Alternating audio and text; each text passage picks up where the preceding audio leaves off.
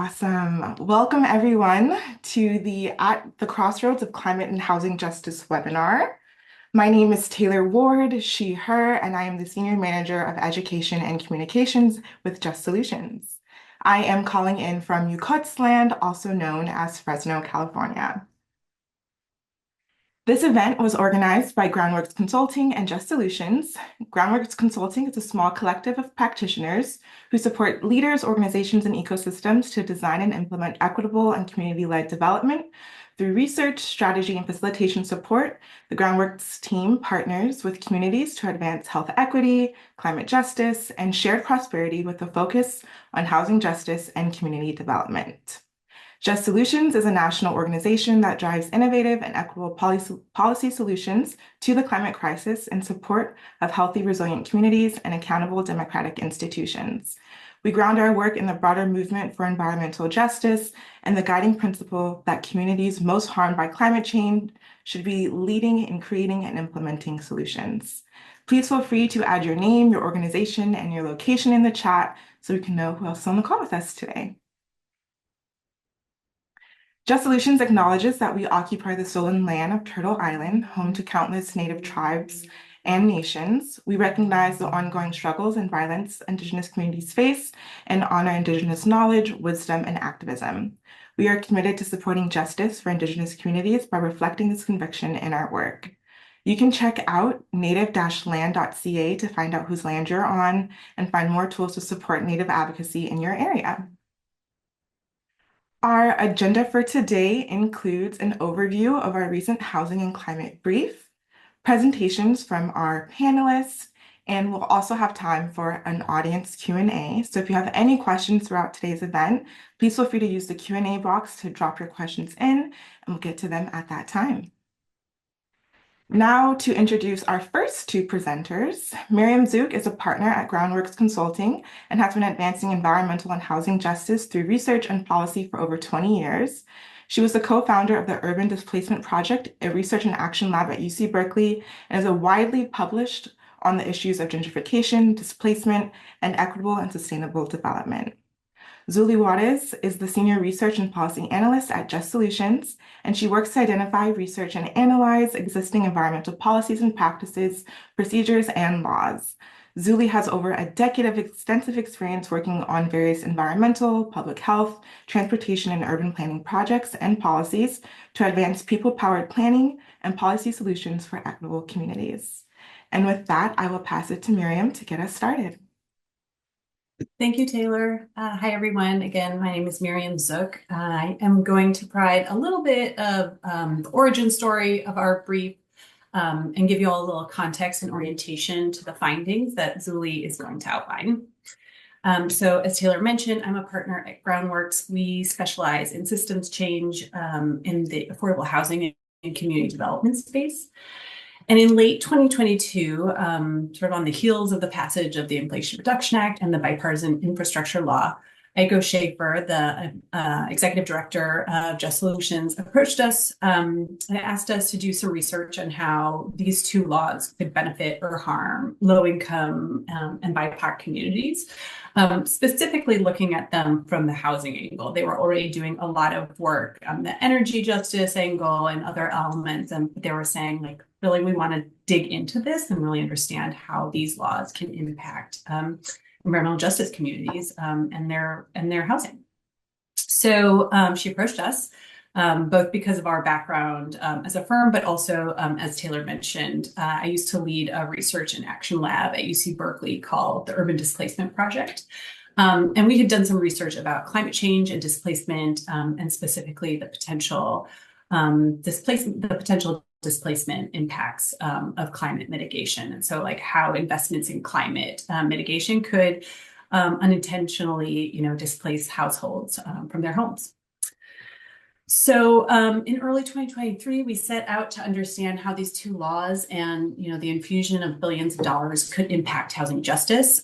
We were really looking at how they could impact housing affordability, stability, and quality. So really looking across those three dimensions for low income and communities of color. And we really wanted to know how these investments would impact renter households, since over half of low-income households in the United States rent their homes.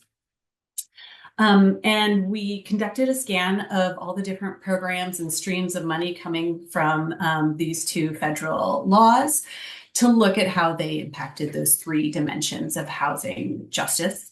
And if you remember in early 2023, right, like maybe the Greenhouse Gas Reduction Fund guidelines were just starting to come out. Certainly awards weren't announced yet.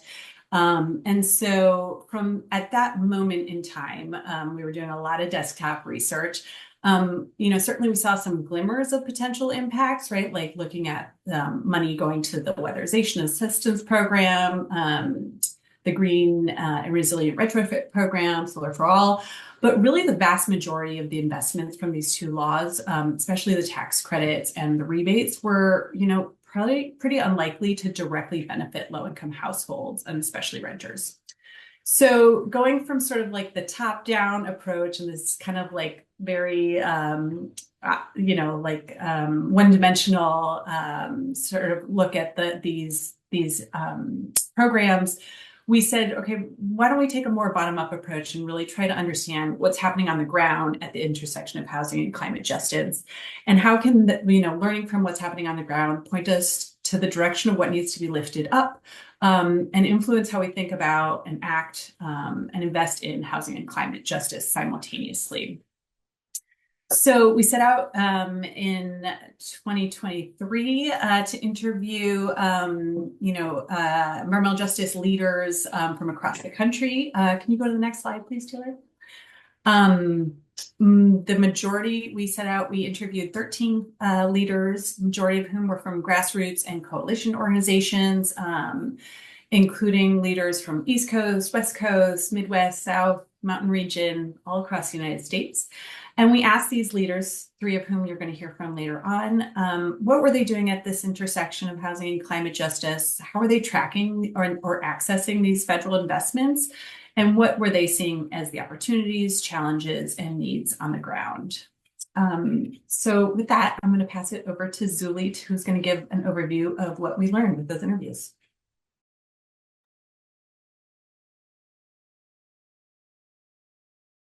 Excuse me. Hello, everyone. My name is Lily Juarez. I am with Just Solutions, and we'll kind of just do a brief overview of some of our findings.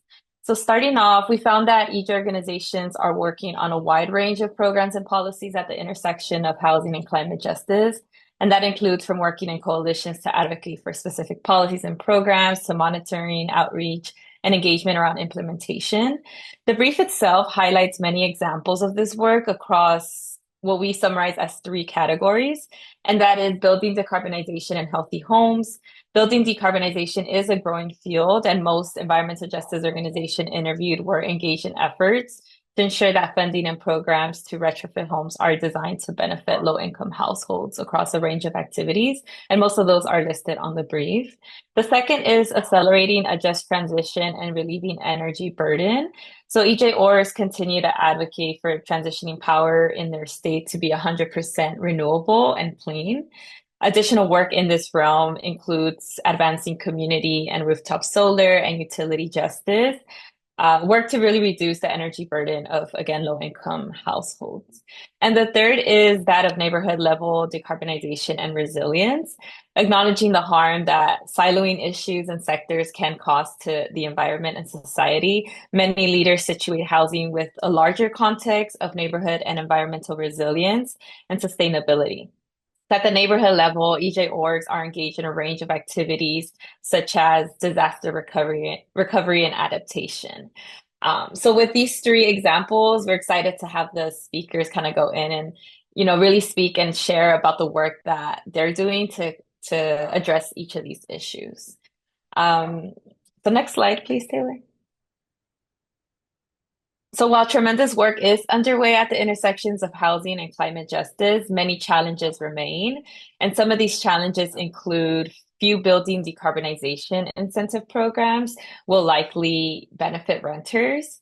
Energy does not always rise to the top of the priority agenda, especially when you put it in contrast to folks getting evicted and, the fight against that. The third is lack of capacity within their organizations. And again, this is just a snippet. We definitely have more in the brief around some of these challenges.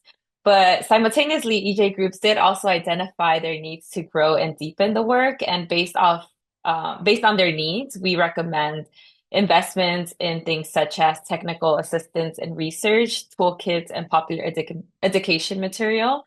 And third, strategy and movement support to just further unlock the potential of the work and ensure more healthy, stable, and resilient homes for EJ communities. And next slide. And now it is my pleasure to introduce the speakers. The first speaker we have is Chelsea Kirk, the Director of Policy and Advocacy for Building Equity and Transit Team at Strategic Actions for a Just Economy, also known as SAGE, a nonprofit dedicated to building community leadership and power for economic justice in South Los Angeles. Next, we have Nikita Dariani, is the Climate and Energy Policy Manager at Coalition for Communities of Color in Oregon, also known as CCC. Nikita helps lead strategic-wide advocacy for energy justice and supports collaborative partnerships between local government and community leaders to advocate climate solutions that center the needs and priorities of frontline communities. And our third speaker is Julia Orduña, the Southeast Texas Regional Director for Texas Housers. She's based in Houston, where she focuses on the creation and preservation of safe and dignified housing, the displacement of homeowners and renters, and housing issues due to climate change. So with that, I'll pass it to our first speaker, Chelsea. Thank you. Thank you for the introduction. Yes, so I'm Chelsea Kirk. I'm a policy director at SAGE. I work at the intersection of housing and climate justice here in Los Angeles. My background's in tenant organizing, and for the last 4 years, I've focused on efforts to make sure that, when we decarbonize our residential buildings, both in LA and across California, we're not leading to tenant displacement. So I'm going to share about that work today. Next, please.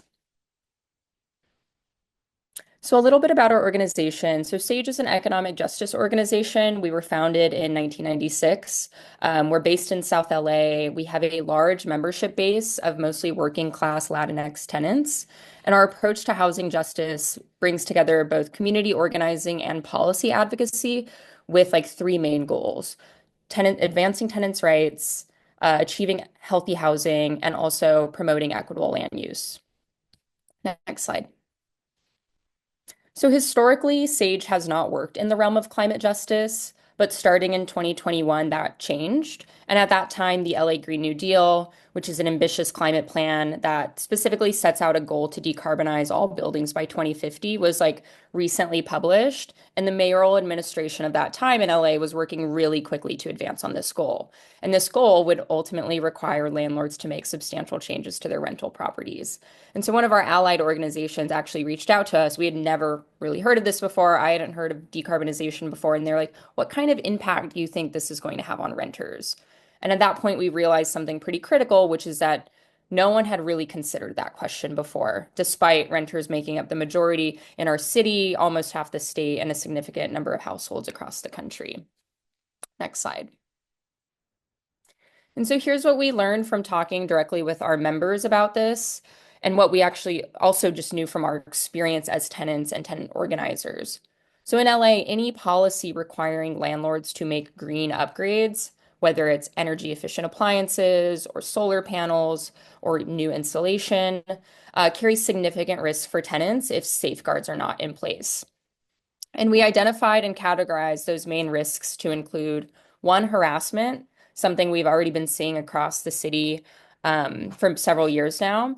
And this is when, landlords pressure tenants, usually tenants who've been in their home for decades, into leaving their apartments to recoup costs with market rate tenants. And so we're worried about the pressure decarbonization might have on that.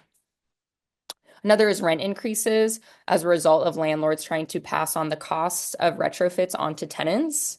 and then evictions, and specifically evictions for substantial remodel work, which is a legally allowed reason for eviction in LA for buildings constructed after 1979, and also for tenants who are only protected by the California Tenant Protection Act across the state of California. And so we knew these risks were real because we were already seeing them happen without any decarbonization policies and programs in place.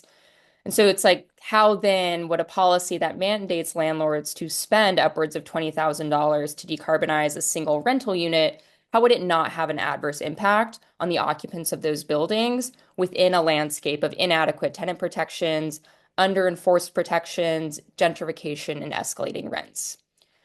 And so we're really concerned about this. In fact, actually recently last month at a board hearing for the South Coast Air Quality Management District, the president of the Apartment Owners Association of California gave public comment on proposed rules for appliance standards and said outright, quote, "It's going to cost tens of thousands of dollars, if not more, and who will pay those costs? Ultimately, it's going to go on to renters. It's going to be passed on. Rents are going to be going up because of it, because the cost of running everything is going to be going up." So landlords are planning on, making tenants shoulder the burden of this transition, and we need to do something about it. Next slide. And then the question was for us, what can we do about this?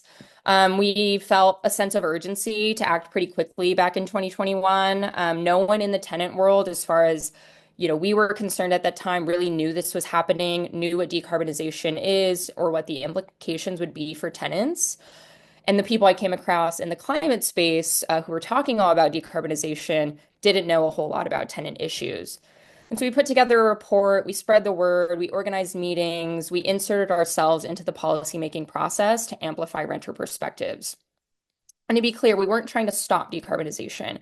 We wanted and want it to happen, but we think it can really deliver a lot of positive benefits to our members.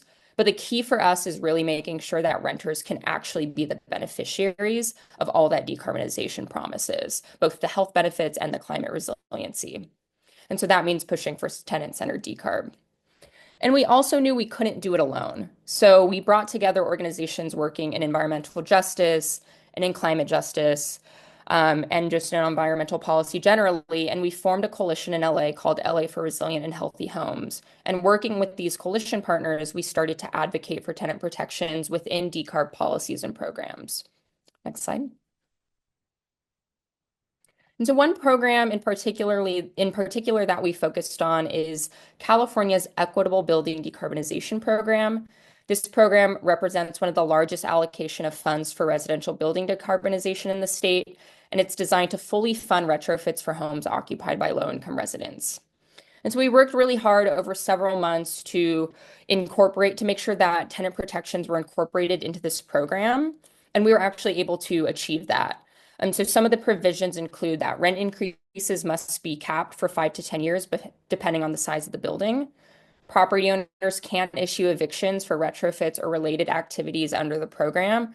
And then construction projects should be limited to 30 days when feasible, sort of understanding the kind of disruption construction causes to tenants and the fact that that 30-day mark is part of what triggers a rent eviction. And so securing these provisions was a victory for us because a lot of programs have none at all. They don't have any tenant protections or they have really weak ones. And we recognize that it's not enough to shield tenants from harm. But we also realize that this is not enough. Like incorporating tenant protections into a subsidy program is not enough to protect tenants on a large scale the way we need. We have lots of experience of landlords easily sidestepping these types of provisions, and enforcement remains a persistent challenge, especially with agencies like the California Energy Commission, who are great, but aren't experts in the area of housing. And so enforcement becomes really complicated and really confusing. And we realize, if we actually want to protect tenants, we need to move beyond trying to work on every single policy and program and incorporating tenant protections specifically in those and actually fight for more fundamental change citywide, statewide. Next slide, please. And so this led us to actually starting a campaign in LA to end rent evictions for the entire city. And so at that time, there's actually a group of tenants living on the same block as me in Echo Park, organized by the LA Tenants Union, who were facing evictions for substantial remodel. They were folks who've lived in their homes for 20 to 30 years who are now facing evictions for kitchen and bathroom remodels after a new owner took over. And so we feared that, well, if LA adopts a building energy performance standard, we would start to see more of these types of evictions for things like electrical panel upgrades or new insulation or all new electrical appliances or HVAC systems. And so this really compelled us to sort of turn our focus onto a policy campaign. Next slide. And this wasn't only important for decarbonization, but also in the city of LA, after COVID-19 protections ended, the city saw a surge in rent evictions, and notorious bad actors were actually encouraging landlords to evict tenants for this reason. So in August of this year, notorious landlord attorney Dennis Block actually advised landlords on how to sidestep rent control using this substantial remodel provision in a webinar titled Renovate to Beat Rent Control. And he says, in short, he says, what if your tenant is doing nothing wrong and you have this beautiful apartment and the rent is $700 and you can't just ask them to move under rent control? You have to have a reason. That reason is if you want to renovate the unit.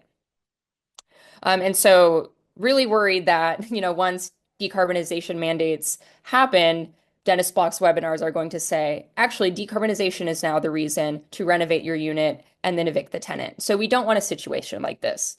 Next slide. So our coalition adopted this campaign in earnest last year, and we began educating council offices. We began developing deeper relationships with our climate partners. We began just telling everyone about the rent eviction issue and why it was important in these climate conversations around decarbonization. And we did a lot of policy analysis and had really strong recommendations. We identified a champion for this policy locally. We engaged media to raise awareness.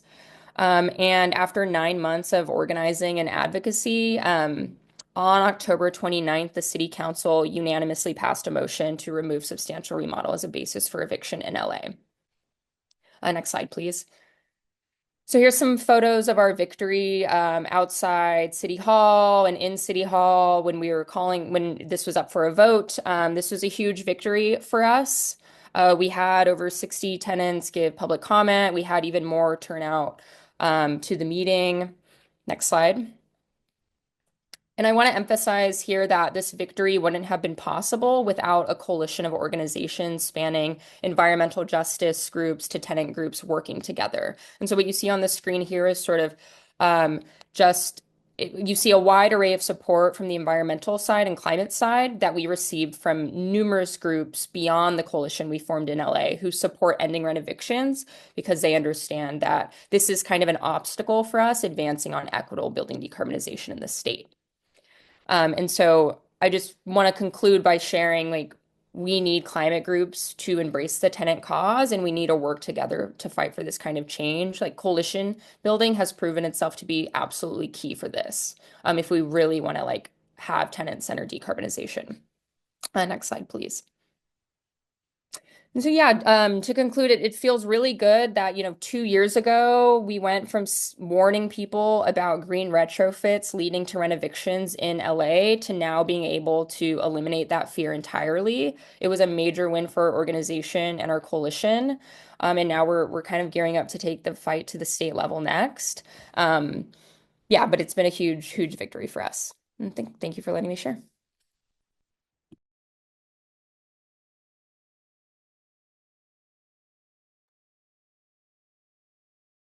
Hey everyone. Thanks so much. My name is Nikita Daryanani. I'm the Climate and Energy Policy Manager at the Coalition of Communities of Color.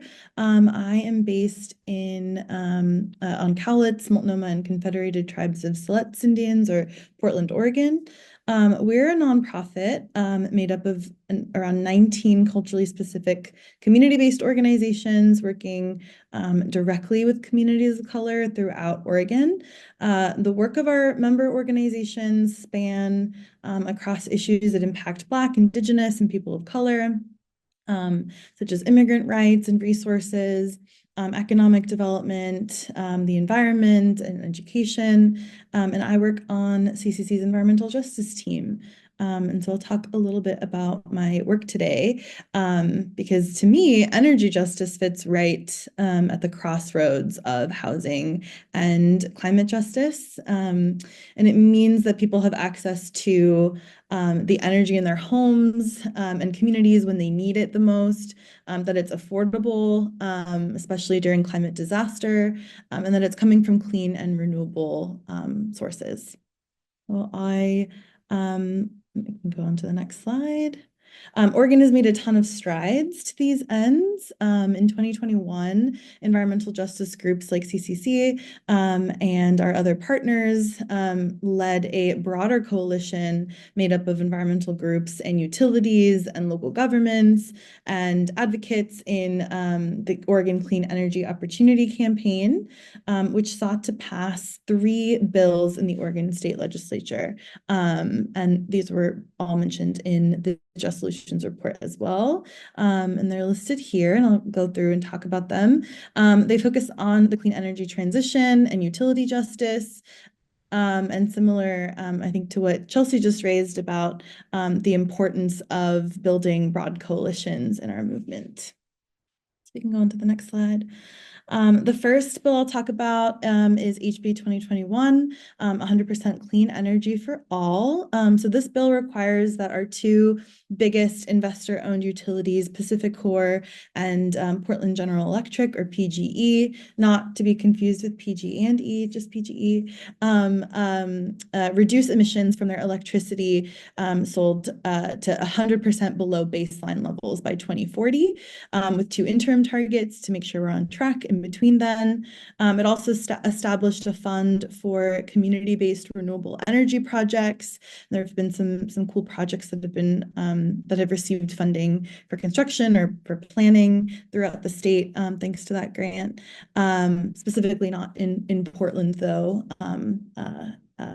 It's specifically because we have our own local fund here that funds similar things. So this grant program is for folks outside of Portland. The bill also set some labor standards for the clean energy workforce, and banned new gas plants from being developed in our state.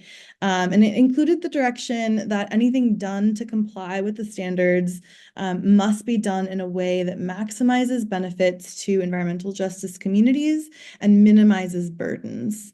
And so ensuring, of course, that our energy grid is clean is essential to then decarbonizing other sectors like buildings or transportation.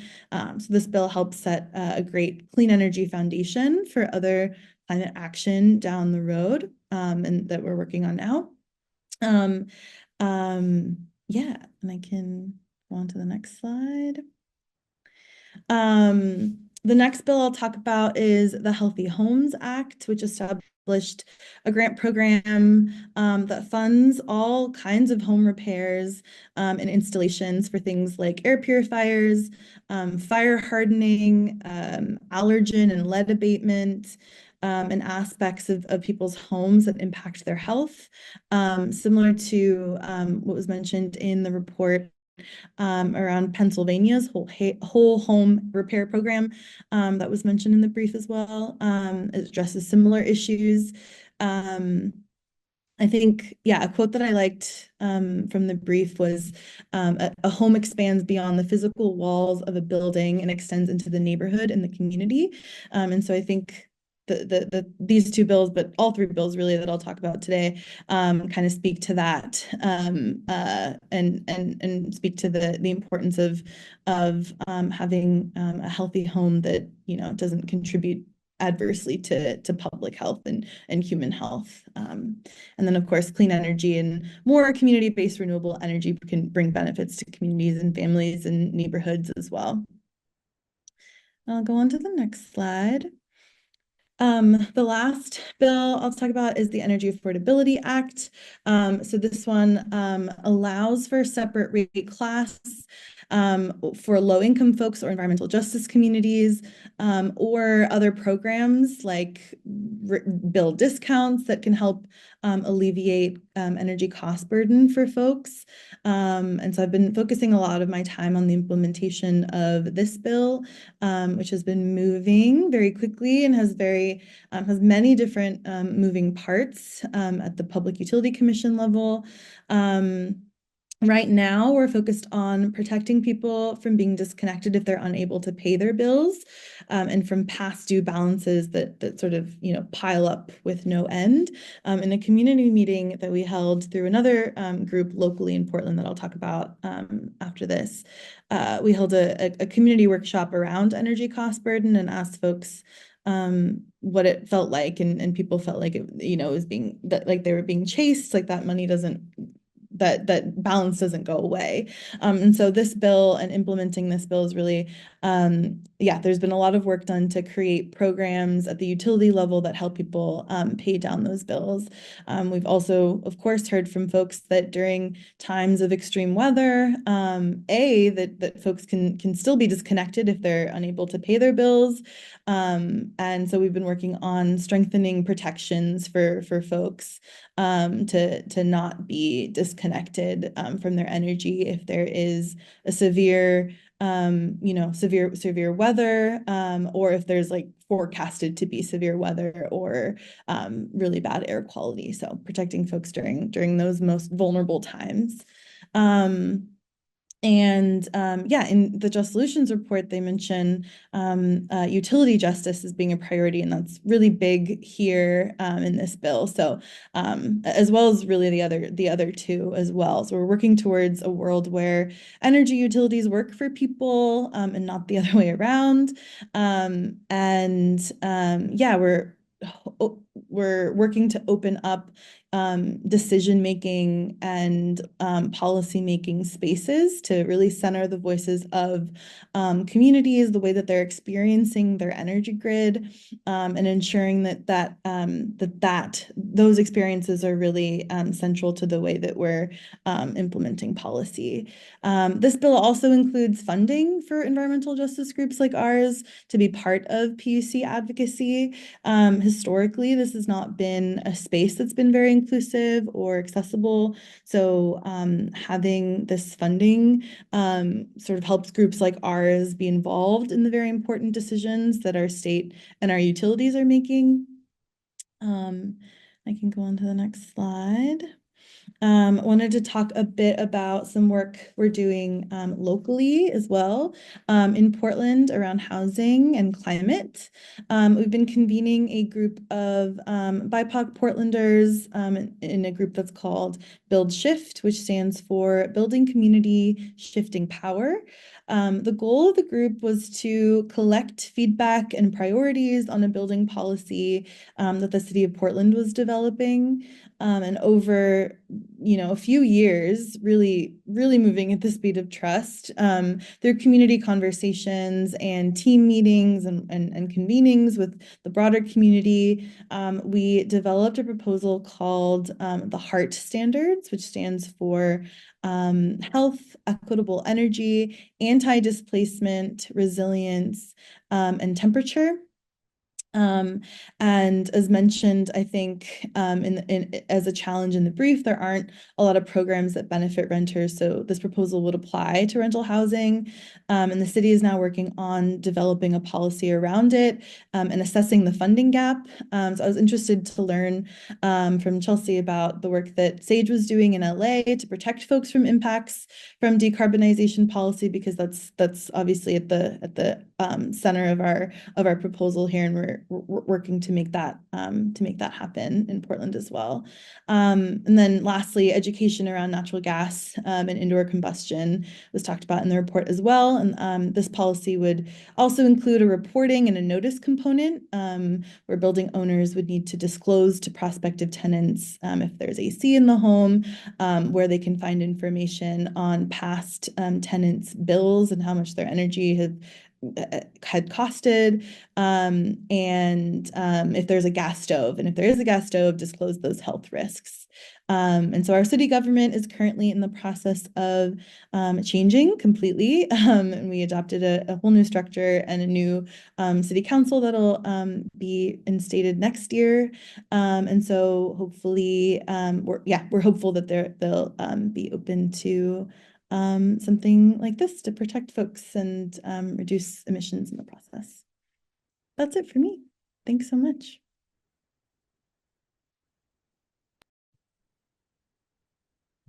My name is Julia Orduña. Thank you so much for having me here. I work in Texas. I've been with Texas Housers for 5 years, focusing on disaster recovery.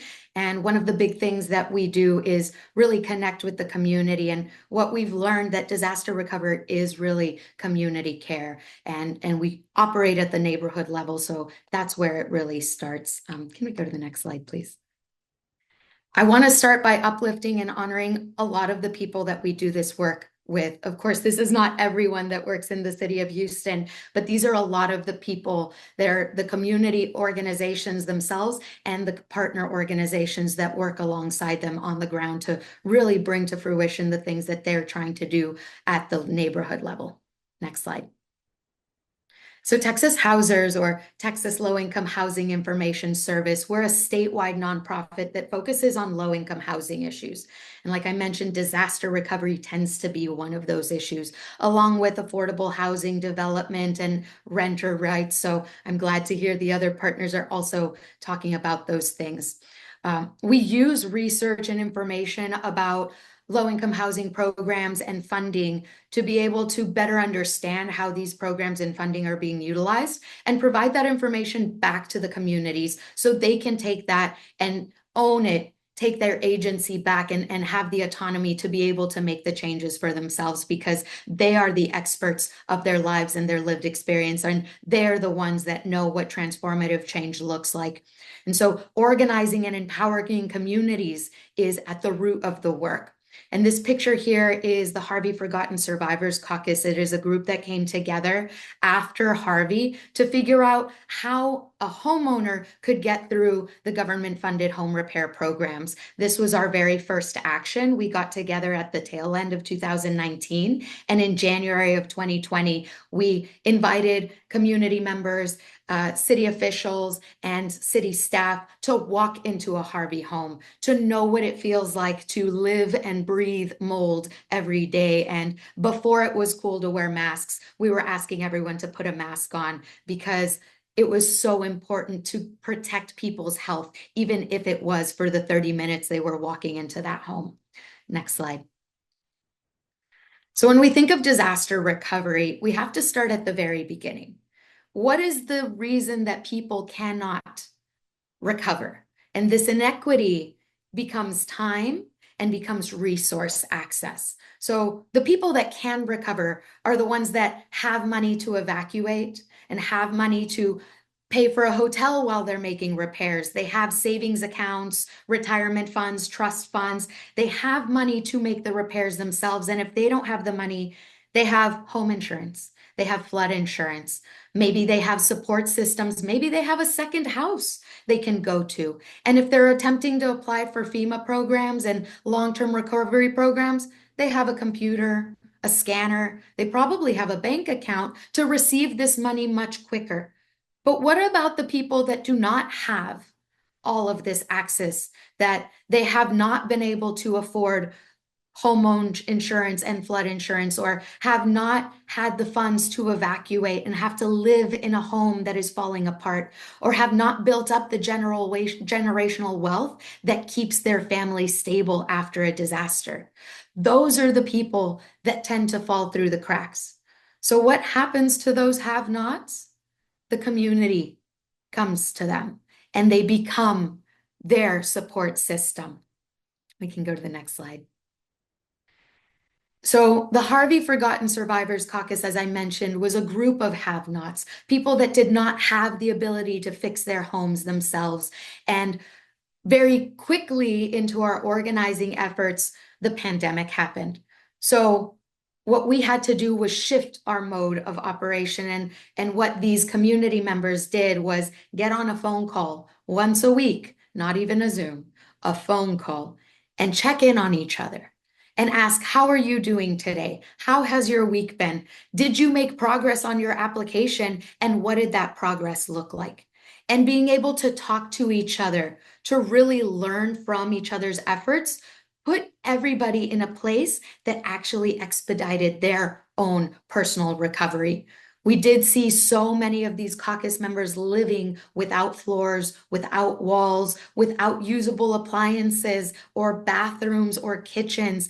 And so the community care is what really created the recovery process. Next slide. And so by being united, the caucus was able to do a lot together. They spoke at City Hall. They had meetings monthly with the City of Houston and General Land Office program managers to be able to make those changes that would support their recovery. By creating this collective knowledge and really maintaining each other hopeful, so many members were able to qualify homes and move into their homes.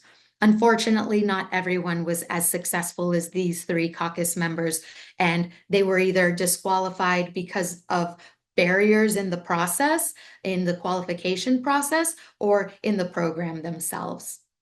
Next slide. Recovering from the disaster is one thing, but really being able to hold each other together in a space that is resilient is another. So community resilience is also a part of community care. The Northeast Action Collective is a sister group to the caucus. Many caucus members also participate in the NAC, and their fight is drainage justice and infrastructure justice. If we fix the drains, the water won't get into our homes.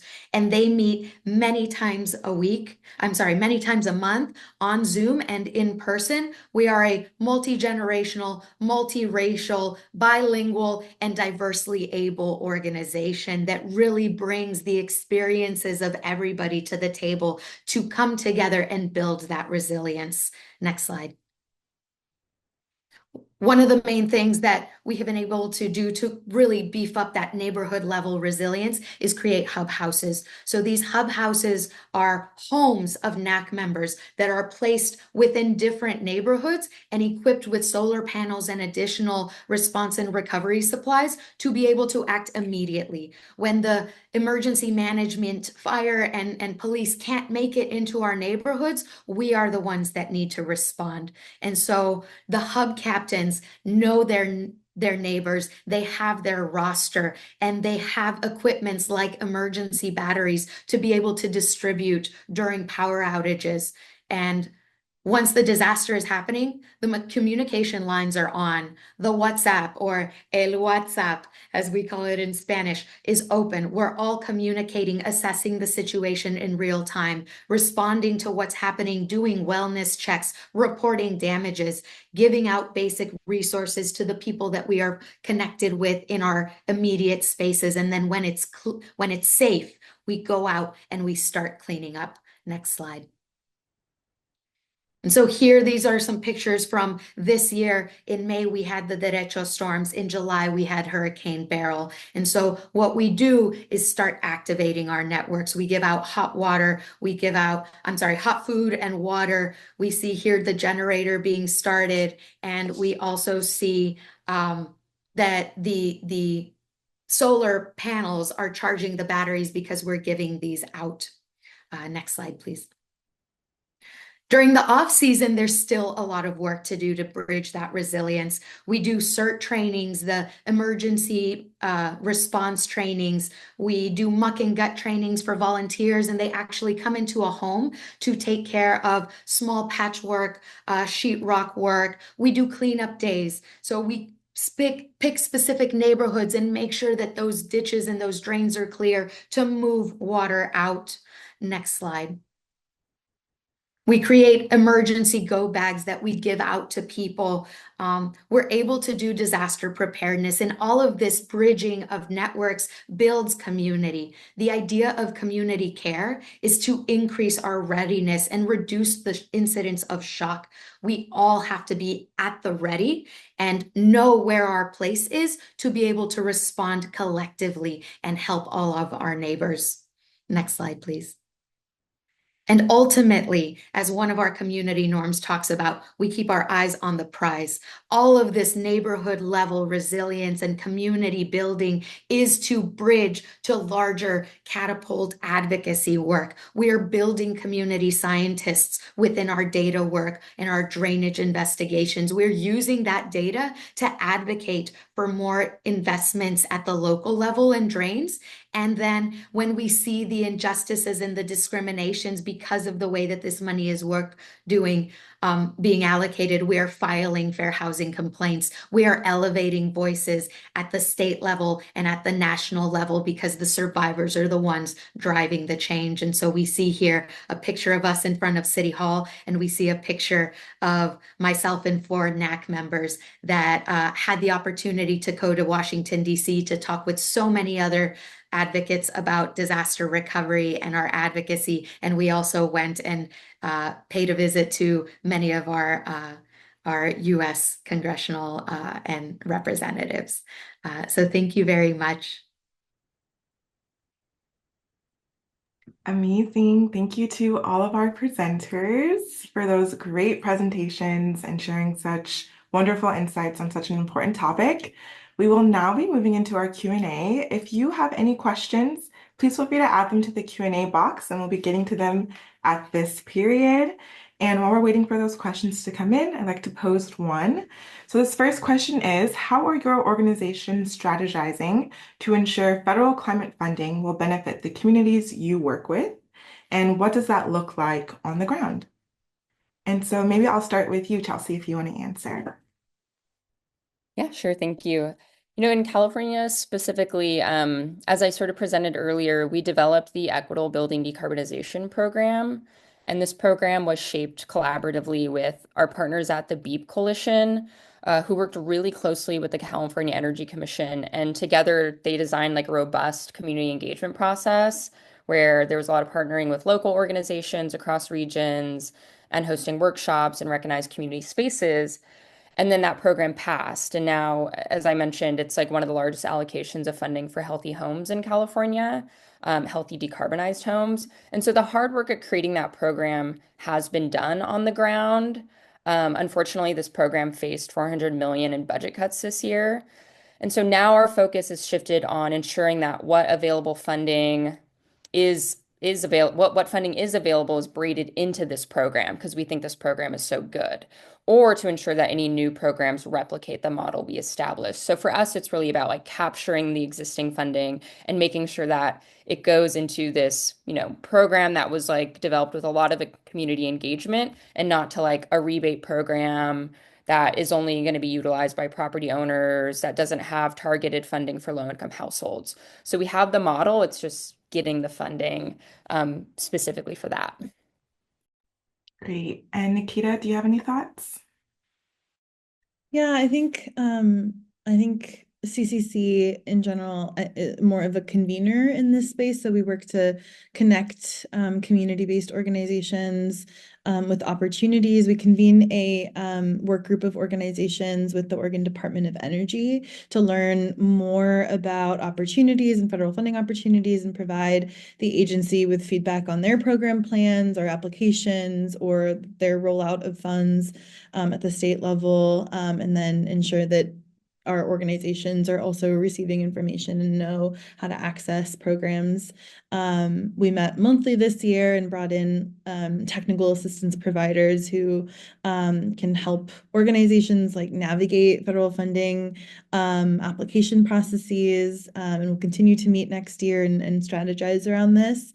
But I think, yeah, that work is done by a lot of our partners who are seeking those funds and implementing them on the ground.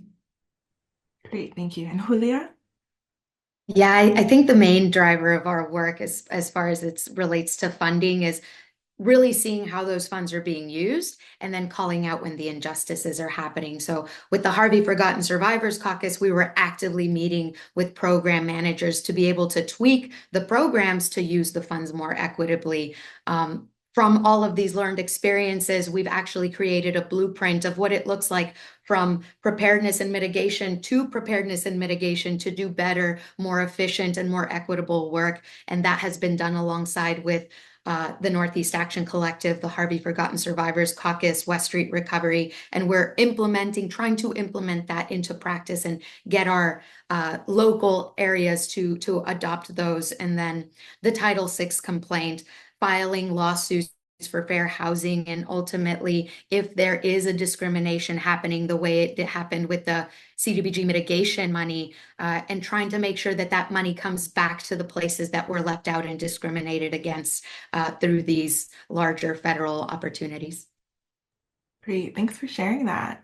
And then I do want to ask a question from the Q&A box. So this question is from Tess. They say, here in the Twin Cities, environment and climate focused orgs have been pushing housing density and transit-oriented development as climate solutions to combat sprawl and traffic pollution, but without much discussion about displacement or gentrification. Can you share any experiences with this happening similarly or differently in other places, or thoughts on how to navigate? Does anyone have any thoughts? Well, in Houston, we've got a very large highway called the Katy Freeway, which is I-10, and now I-45 is now being expanded further. They want to add about 12 lanes and really disconnect. So this idea of transit-oriented resilience is unfortunately not the conversation we're having. We're still focusing on single occupancy vehicles and really helping the people that are trying to transition into the spaces and not thinking about the existing communities. I think that that is a very important piece of the puzzle. So thank you for uplifting that.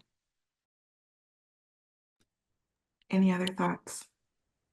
I can share about work that we've done in California. I'll say the urban displacement project at UC Berkeley got started really because of this issue, and activists, community organizers were lifting up this issue across, especially in coastal communities here in California. And so there was a big investment from the state saying, okay, let's study this. Let's understand how big of an impact this has, so that there's a bunch of resources on the urbandisplacement.org website of the research that we did. And there's been a lot of work, I would say, at the local level about making sure that tenant protections are in place. There's a new transit-oriented communities policy in the Bay Area that was approved last year by the regional agency that's sort of conditioning a lot of the money that's going to be supporting TOD and density infrastructure on ensuring that policies are in place to protect tenants and preservation of affordable housing. But this is, this issue I would say has also stopped a lot of work on sort of larger scale TOD work across the state. And so it's something that activists are still really working on. Great, thank you for that. And another question, how will you be preparing to adapt your strategies over the next 4 years, given the likely budget cuts at the federal level? And I think they're thinking as a result of the election results. Does anyone have any thoughts on this one?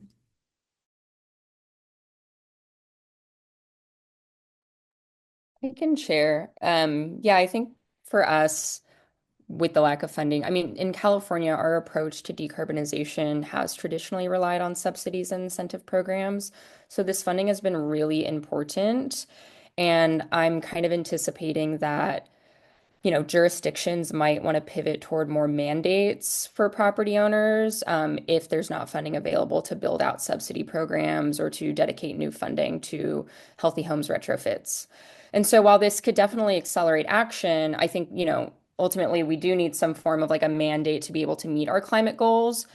It creates more significant risks than an approach that takes a subsidy approach does. Because when you can offer property owners funding, you can ask for in exchange, rent caps, no evictions, no disruptions to tenants. It's a little different than when you're imposing a mandate. So that just makes the work of actually passing more foundational policies, doing more fundamental policy change in the city of LA, across the state, more urgent. And so I think that that's like kind of what we're going to be focusing on. And we already are, but I think the sense of urgency is heightened right now. I think for us, the work just doesn't stop. Despite what happens in local or state or federal elections, we continue to be the people on the ground. And so we just continue to find solutions the way that we always have. Go to a meeting, talk about it, make decisions, try it. And if it doesn't work, tweak it and try it again. I think that's the biggest thing. If anything, I do think as we're thinking about federal policy and funding, I heard that the flood insurance might be revamped to make light words. So I think that's something that we're kind of interested in and worried about. Really, what are the changes that are going to coming down the pipeline, especially within disaster recovery, and how may those changes affect us at the local level? Definitely. I'll add here in Portland, we're lucky to have a local program citywide called the Portland Clean Energy Fund, which was a ballot initiative that passed I think in 2018. And this is a fund from a surcharge on our largest businesses in Portland, and it funds environmental justice groups and programs and energy justice projects for that, that benefit BIPOC folks here. So we're lucky in that way, I think, to have such a rich local funding source. And I think a challenge is, kind of scaling similar initiatives in other areas of the state, or finding funding sources for other areas of the state that aren't able to pass such an initiative. So yeah, and similar to Julia, I think the work continues. Yeah, definitely. Thank you all for that. And then does anyone want to share any examples of successful projects to weatherize old homes to make them ready for solar? That was one of the questions we received in the pre-registration. Yeah, any thoughts on that? I know West Street Recovery, along with some other partners that are in my second slide, have been working to try and get some of that money from the federal government to find that weatherization. And so particularly with the hub houses, that's been the pilot. Starting with the hub houses, solarizing those, getting the resilience in the neighborhood going, and then seeing how we can expand on that and really trying to retrofit as far as weatherize and windows and all of those things that can also harden a home.